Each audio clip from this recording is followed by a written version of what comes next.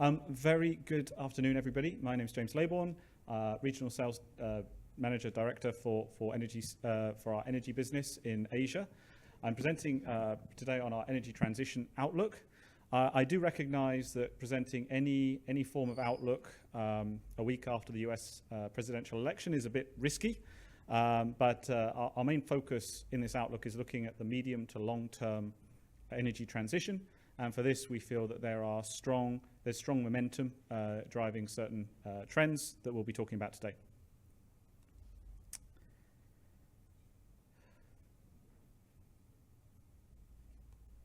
Sorry, there's some slight.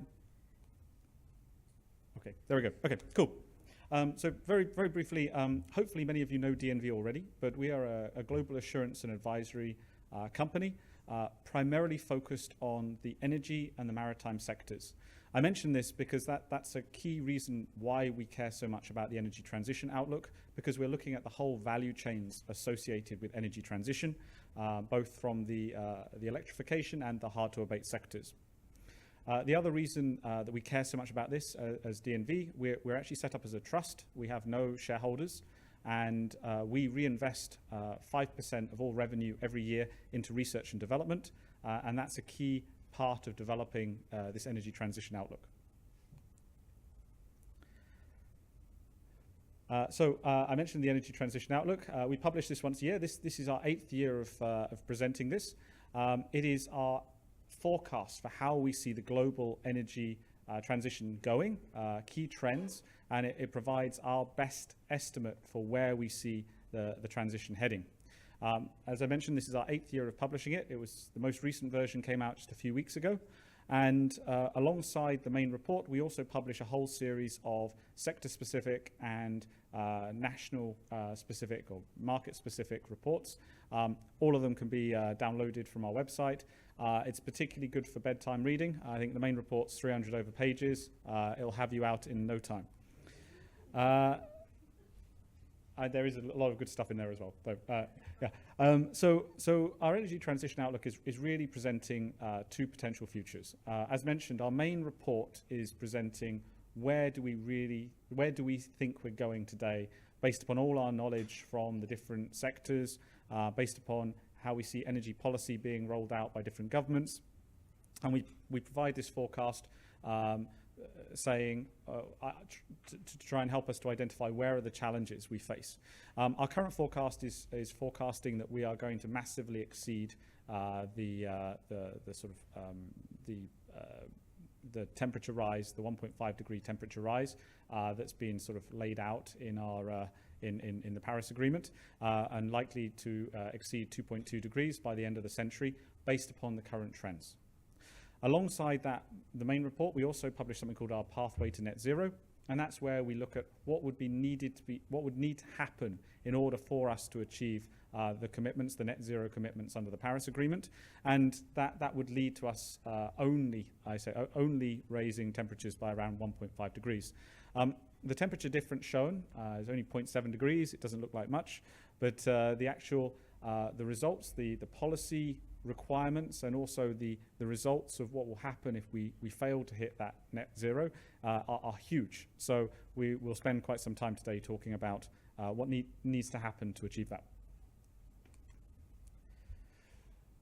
So I've mentioned this is our eighth publication, and I often get asked, so what's changed in your report? What are the sort of highlights of the latest report? The main point here. Okay, the main point here, I see my team have revised one of my slides. The main point here is that the long-term energy transition is stable, but we're not seeing any acceleration. When we look at our report today and we compare it back 7 years ago, we're not seeing any real acceleration in the speed of the energy transition, despite the dire warnings that we're seeing. Key positives that we've seen. First of all, we believe that 2025, we will see a small but noticeable decrease in energy emissions. It's by no means guaranteed, but based upon the information we have available, that is our estimate that 2024 is likely the year of peak energy emissions.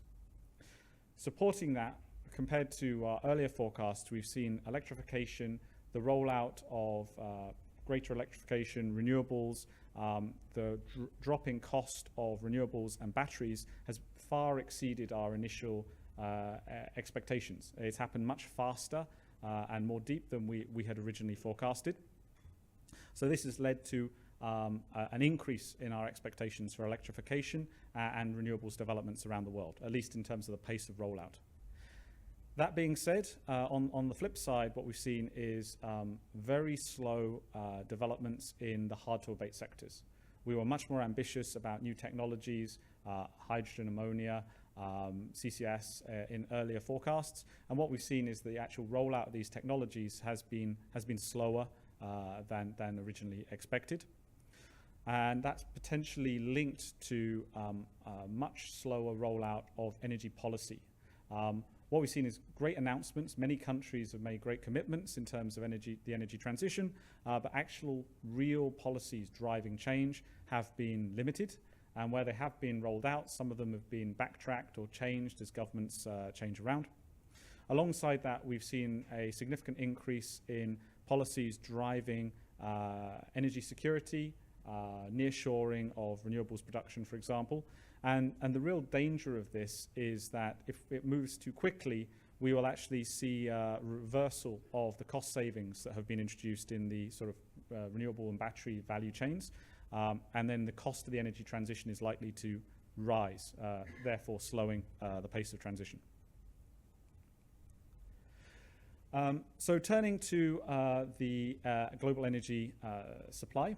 So there's two key points on this graph. First of all, as mentioned earlier, we are seeing a leveling off of global energy supply for over the next decade. We expect a slight increase, another maybe 10% growth in energy supply, but overall a leveling of this, primarily driven by improvements in energy efficiency. So a delinking between increases in energy demand and GDP growth, which has been driving a lot of the energy increases over the prior decades.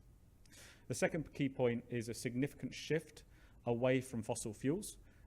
Today, we're roughly a 90-10 split between fossil fuel energy supply and non-fossil fuel energy supply, and we expect that to shift to around a 50-50 split by 2050. As mentioned at the beginning, this is almost identical to our forecast that we were publishing 7 years ago. Consistency is good. It means that we feel like a lot of the things we were forecasting were fairly robust. However, it does also indicate that, there's been no real acceleration of change in many of the sectors we're looking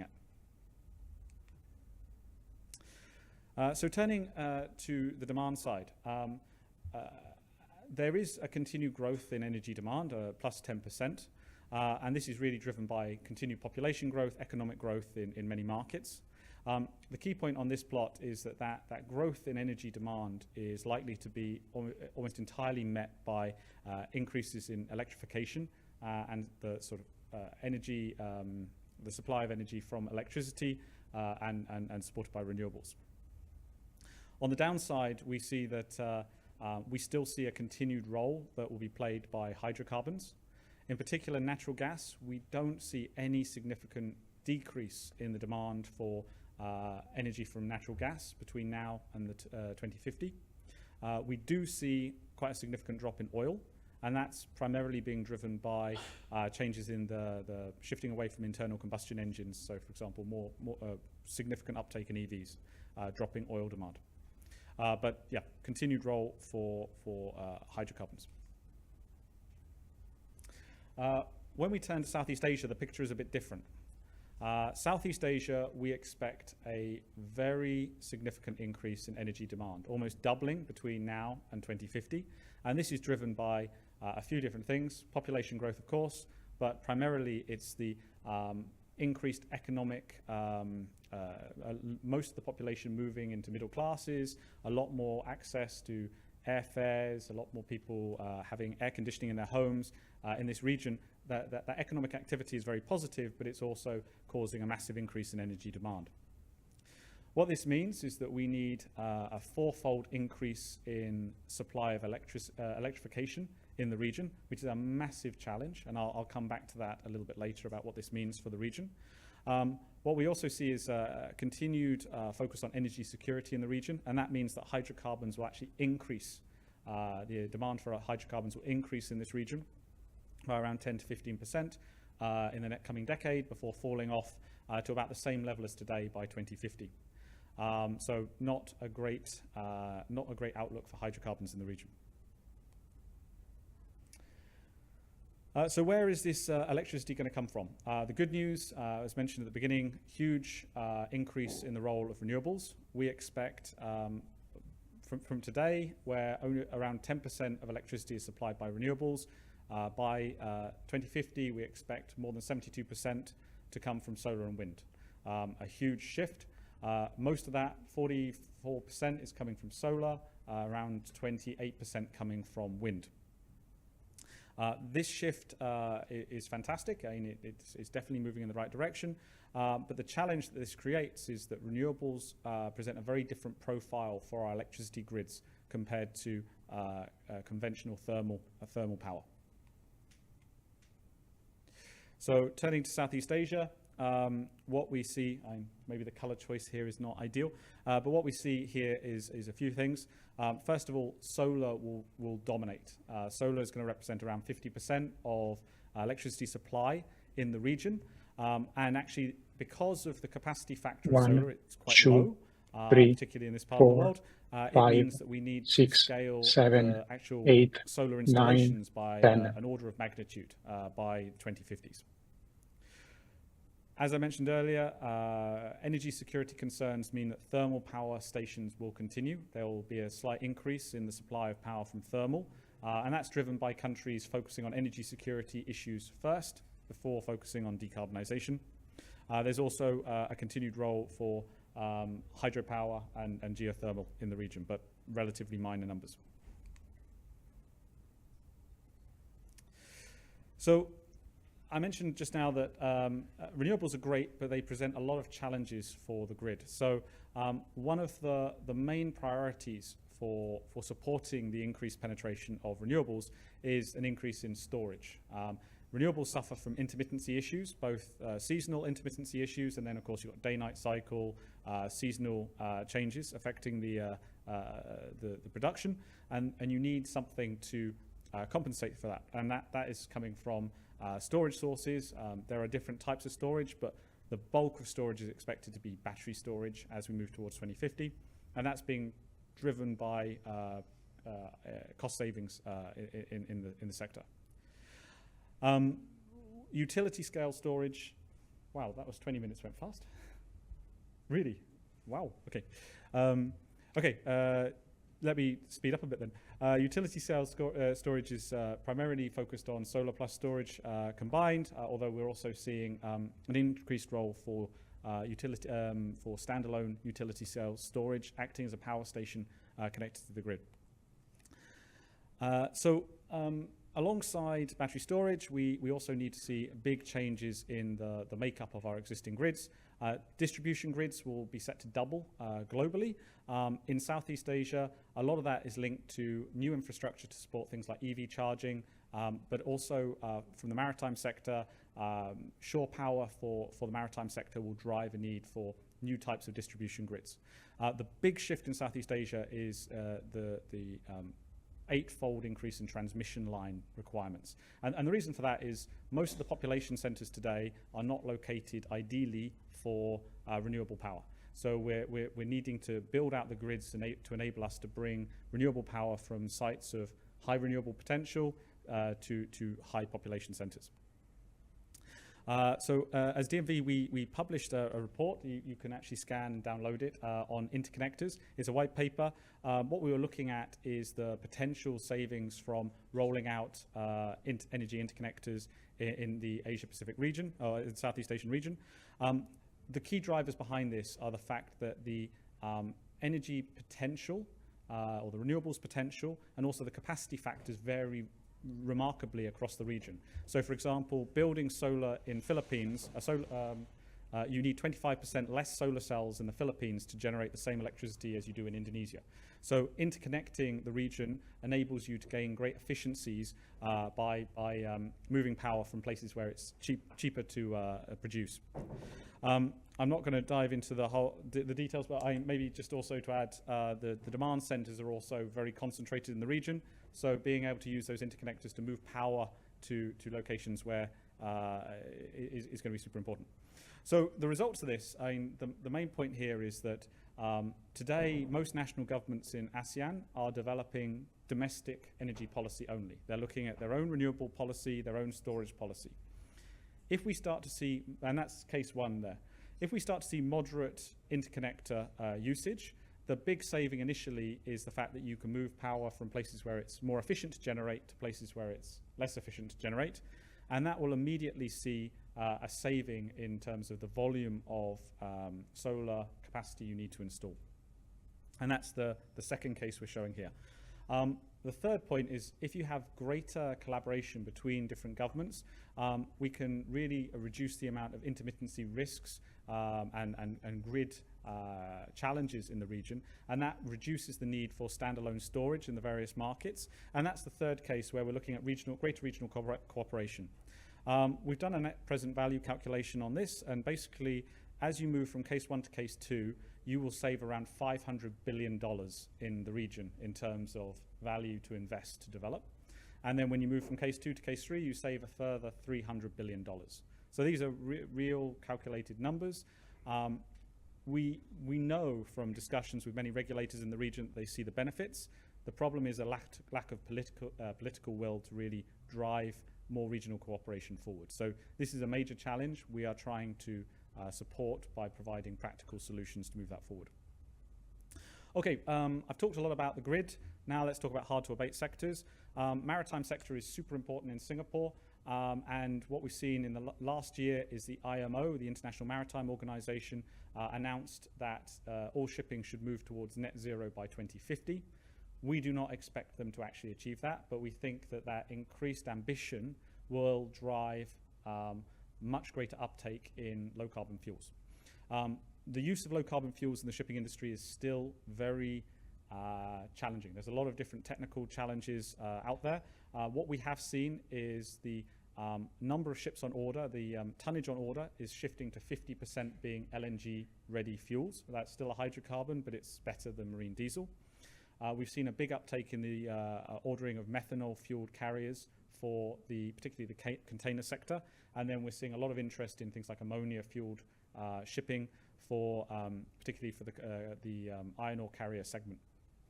But this is still uncertain. There's still a lot of regulatory and infrastructure hurdles to be overcome to make that work. So turning to hydrogen. So hydrogen, I mentioned at the beginning, we've seen a reduction in the pace of hydrogen rollout. We're now not really expecting a big increase in the use of hydrogen as an energy carrier until past the 2030s. There was a lot of hype in recent years. We were involved in lots of projects where people were really excited about hydrogen, but it's been really slow to actually see real projects rolled out. We still expect hydrogen to play a key role as an energy carrier, particularly supporting the transport sector, the maritime, the aviation sector, and also high-intensity heating industries. So whenever you need to displace natural gas for high-intensity projects, plus we want to see more green or low-carbon hydrogen displacing the current use of grey hydrogen in the petrochemical and the agricultural sectors. Lastly, quickly turning to CCS, we expect CCS to pick up significantly, around a 20-fold increase in CCS deployments between now and 2050, carbon capture and storage, so a massive growth, but it still represents a relatively small percentage of the globe, around 2% of global emissions captured by 2040 and around 6% by 2050. Yeah, as mentioned at the beginning, we're not going fast enough. Based upon our current forecast, we expect global emissions to have roughly halved to around 17 gigatons by 2050, far, far, far from net zero. So what more can be done?